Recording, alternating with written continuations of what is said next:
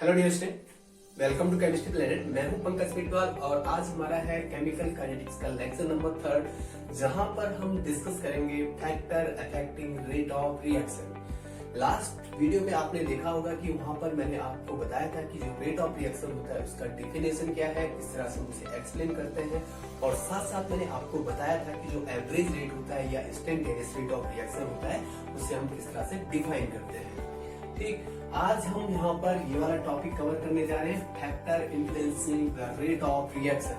किसी भी रिएक्शन के रेट को जो इन्फ्लुएंस करने वाले जो फैक्टर हैं उनके बारे में हम यहाँ पर डिस्कस करने जा रहे हैं। तो सबसे पहली बात, सिंपल बात, अगर हम बोले किसी भी रिएक्शन का रेट मतलब उसका एक तरह से स्पीड होता है, कितने स्पीड से वो रिएक्शन कंप्लीट होती है, वही एक तरह से क्या होता है, रेट ऑफ रिएक्शन। ठीक, तो जो आपका रेट ऑफ रिएक्शन होता है उसे इन्फ्लुएंस करने वाले जो फैक्टर हैं उनके बारे में हम डिस्कस करेंगे।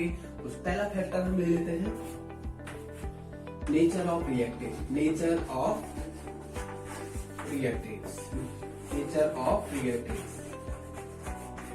तो पहला factor nature of reactants. Nature of reactant किस तरह से इन्फ्लुएंस करता है, देखिए जरा।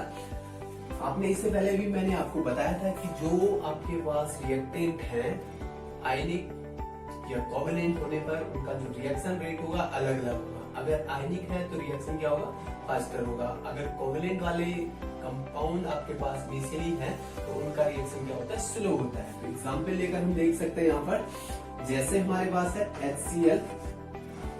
HCl plus NaOH aqueous gives NaCl plus H2।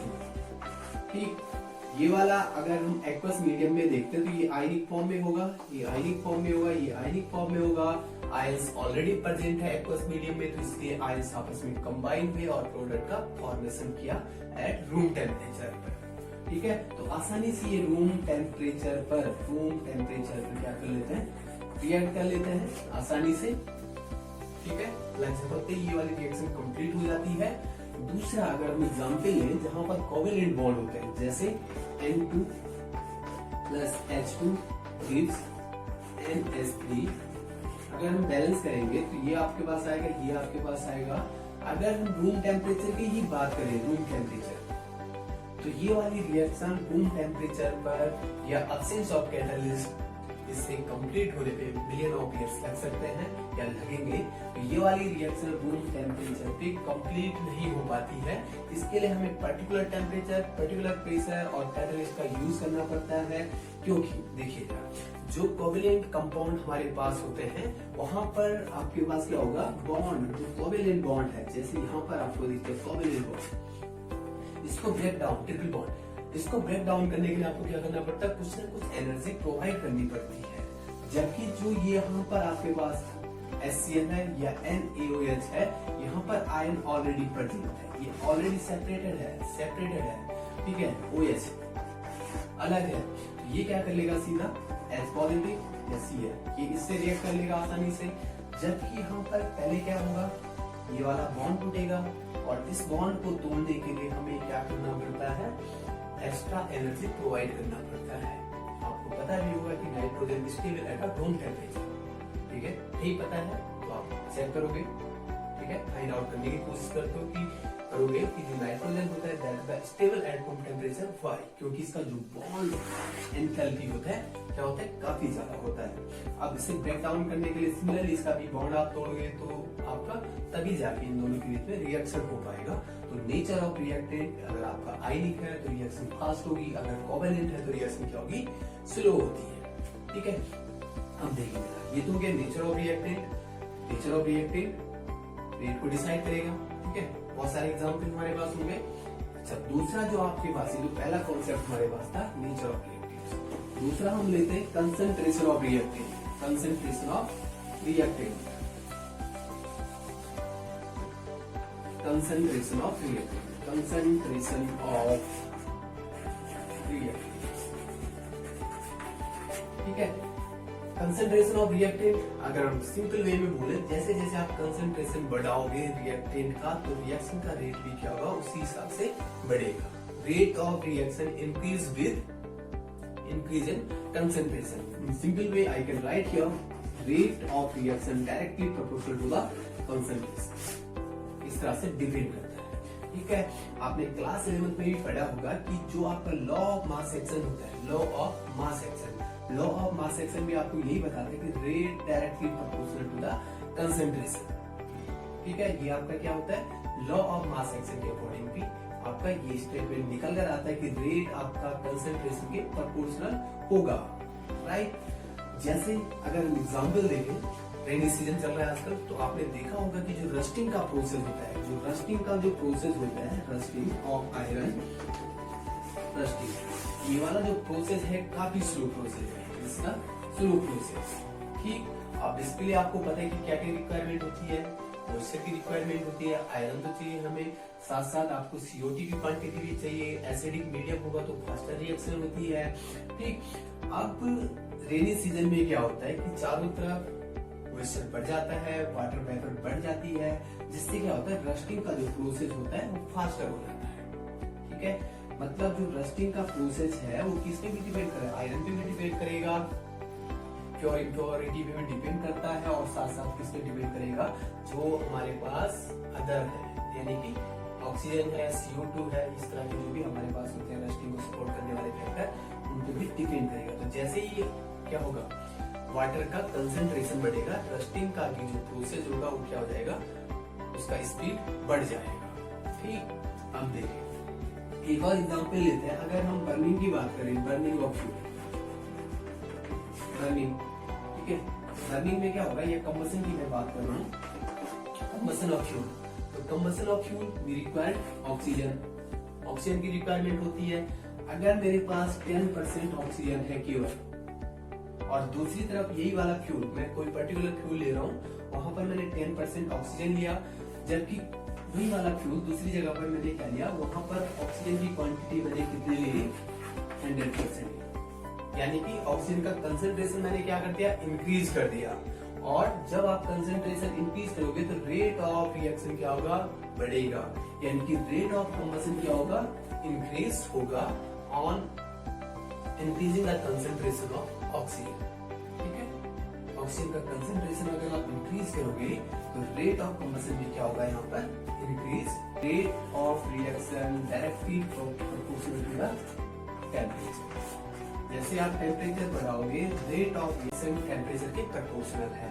हमने कोई सिस्टम देखा जहाँ पर आपके पास मॉलिक्यूल है, अब जब मॉलिक्यूल आपस में टकराते हैं तभी तो आपका प्रोडक्ट का फॉर्मेशन होता है।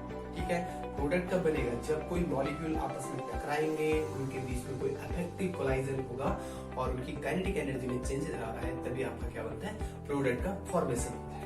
लेट हमारे पास कोई यहाँ पर रिएक्टेंट है, एक रिएक्टेंट यहाँ से आया, एक यहाँ से आया, दोनों टकरा रहे हैं। सपोज आपके पास ये A है, ये B है, और ये A B मिलकर क्या बनाते हैं, C बनाते हैं। तो इनके बीच में ऐसा कोलाइजन होना चाहिए जो कि इफेक्टिव कोलाइजन। इफेक्टिव कोलाइजन का मतलब ये हुआ कि जब आपके पास रिएक्टेंट के मॉलिक्यूल आपस में टकरा रहे हैं और उनकी जो टक्कर इतनी खतरनाक है कि वो प्रोडक्ट में कन्वर्ट हो जाते हैं, उसी को हम बोलते हैं इफेक्टिव कोलाइजन। या फिर बहुत सारे कोलाइजन हो सकते हैं, अदर भी हो सकते हैं कि वो आपस में टकराए, कुछ नहीं हुआ। ठीक है, मतलब उनके बीच का जो कोलाइजन था वो इफेक्टिव नहीं था। ठीक, जैसे मैं अगर इसके ऊपर बॉक्सिंग मार रहा हूँ तो मे बी पॉसिबल कि अभी तक तो कुछ नहीं हो रहा, एक ऐसा बॉक्सिंग भी होगा जो इस बोर्ड को क्या कर देगा, तोड़ देगा, तो that will be effective collision. इसी तरह से रिएक्टेंट पे भी होता है कि जब आप क्या करते हो, रिएक्टेंट में टक्कर कराते हो तो कुछ टक्कर ही प्रोडक्ट का फॉर्मेशन कर पाती है, और उसी कोलाइजन को हम क्या बोलते हैं, इफेक्टिव कोलाइजन। ठीक, तो टेम्परेचर बढ़ाने पर क्या होता है, काइनेटिक एनर्जी बढ़ती है, kinetic energy of the reactant increase होगा।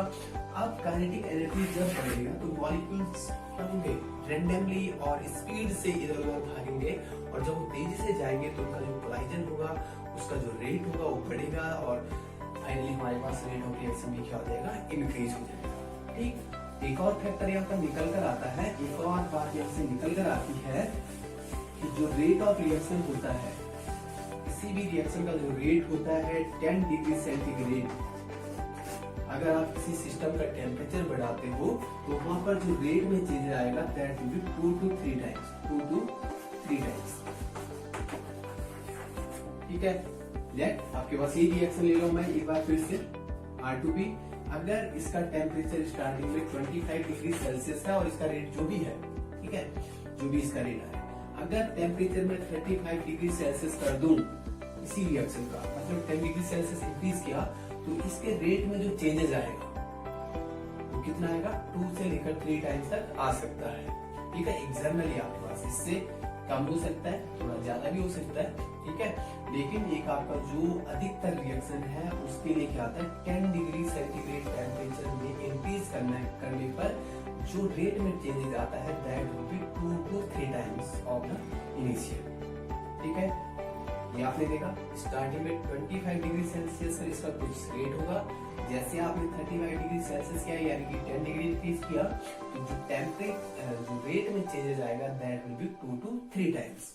और अगर हम इन दोनों का रेशियो ले लें, मतलब रेट का रेशियो इस टेम्परेचर पर और इस टेम्परेचर पर अगर हम ले लें, तो आपके पास जो फ्रैक्शन निकल जाएगा, जो कोएफिशिएंट निकल के आएगा, उसे हम बोलते हैं टेम्परेचर कोएफिशिएंट। उसे हम क्या बोलेंगे, टेम्परेचर कोएफिशिएंट। टेम्परेचर कोएफिशिएंट किस तरह से एक्सप्रेस कर सकते हैं, temperature coefficient, temperature coefficient, rate of reaction at 35, ठीक है, 35 डिग्री सेल्सियस पे और rate of reaction at 25 degree Celsius पे। तो इन दोनों का जो रेशियो यहाँ पे आपको दिया होगा, अलग अलग वैल्यू दी होगी। अगर आपके पास 25 डिग्री है और यहाँ पर रेट जो आपके पास इस पे और इस पे, ठीक है, rate of reaction at 25 degree Celsius and rate of reaction at 35 degree Celsius पे जो आपके पास है ना, वही आपका क्या होगा, टेम्परेचर कोएफिशिएंट। रेट 35 पे कितना है, रेट 25 पे कितना था, उसे आप कैलकुलेट करोगे, जो वैल्यू आएगी that is known as the temperature coefficient. ठीक, तो ये था आपका रेट ऑफ रिएक्शन, इस तरह से टेम्परेचर के साथ चेंज होता है। ठीक, मैथमेटिकली अगर हम एक्सप्रेशन देखें तो ये it was given by the RNS, syllabus से हट गया इस पर। ठीक है, ओके, अगला हम फैक्टर देखते हैं, surface area. Factor number 4, surface area.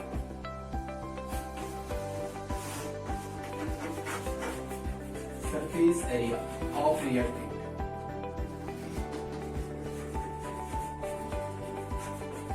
ठीक है, सरफेस एरिया ऑफ रिएक्टेंट में क्या होता है कि directly proportional to the rate of reaction.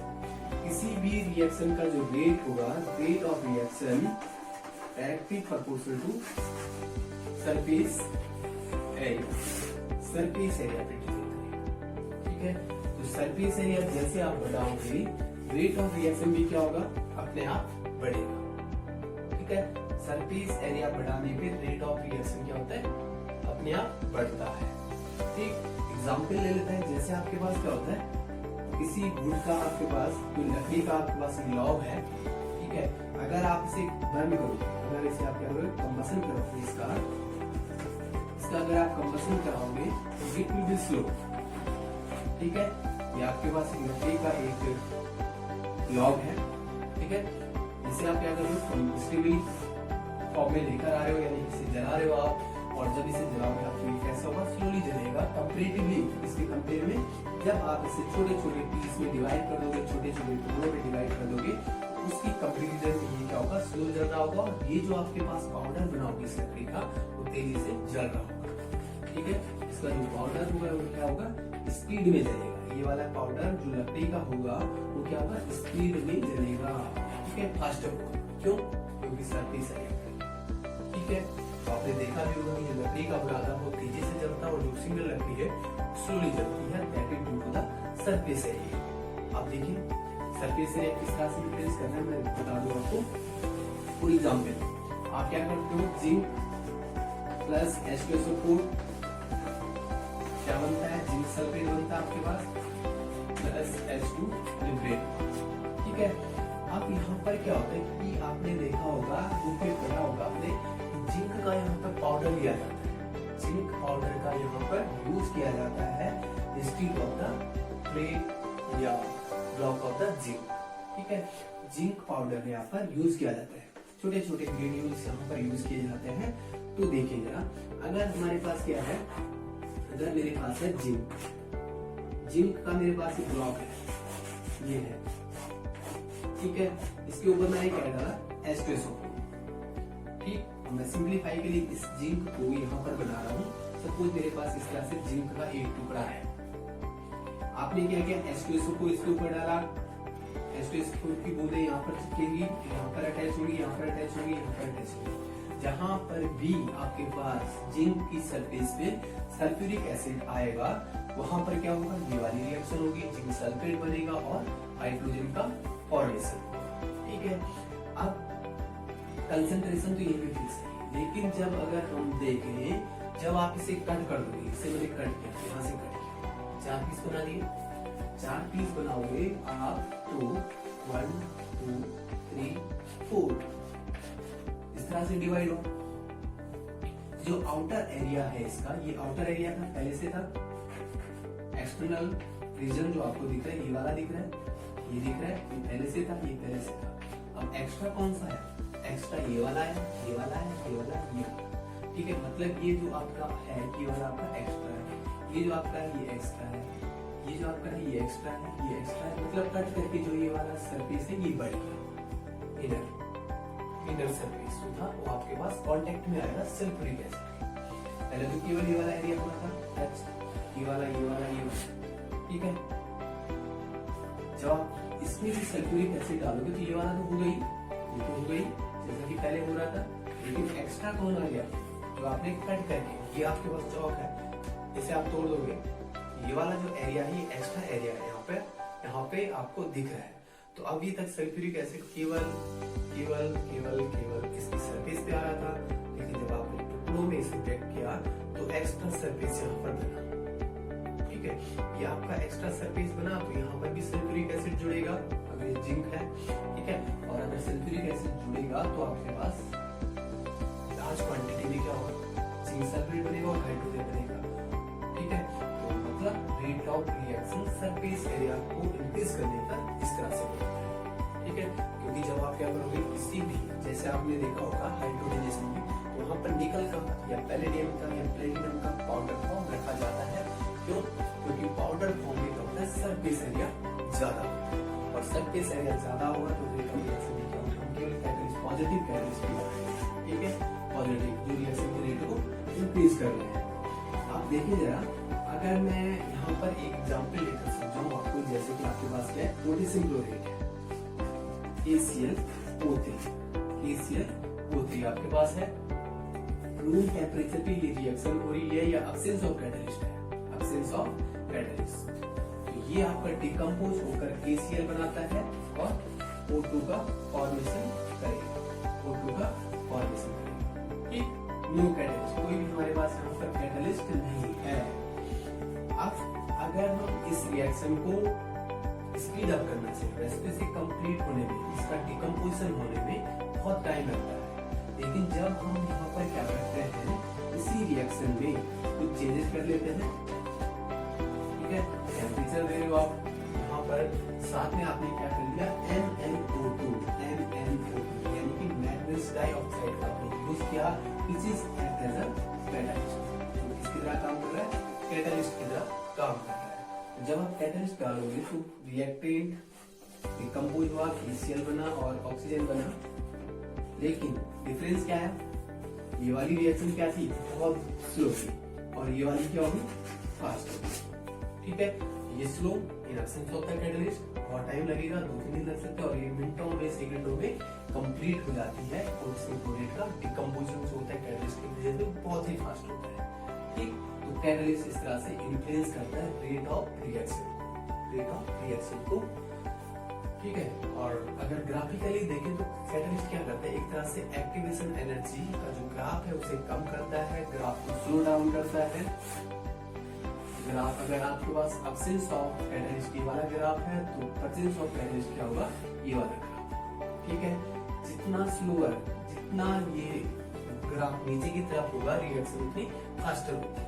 ये कैटलिस्ट एक तरह से क्या होता है, इस ग्राफ को स्लो डाउन करता है, अल्टरनेट पाथ वहां पर प्रोवाइड कराता है, तो इसीलिए रिएक्शन का रेट क्या हो जाता है, फास्टर हो जाता है। क्योंकि ये वाला जो एक्सेस है, ये एनर्जी को दिखा रहा है, तो जितना ज्यादा एनर्जी होगा रिएक्शन, जितना ज्यादा एनर्जी हमें देना होगा, रिएक्शन उतनी स्लो होगी, और अगर कम टेम्परेचर पे या कम एनर्जी से रिएक्शन हो जाती है तो वो वाली रिएक्शन कैसे होगी, फास्टर होगी। ठीक है, ये आपका कैटलिस्ट का यूज था। लास्ट एग्जाम्पल हम देख लेते हैं, लास्ट जो आपका फैक्टर है उसे हम देख लेते हैं।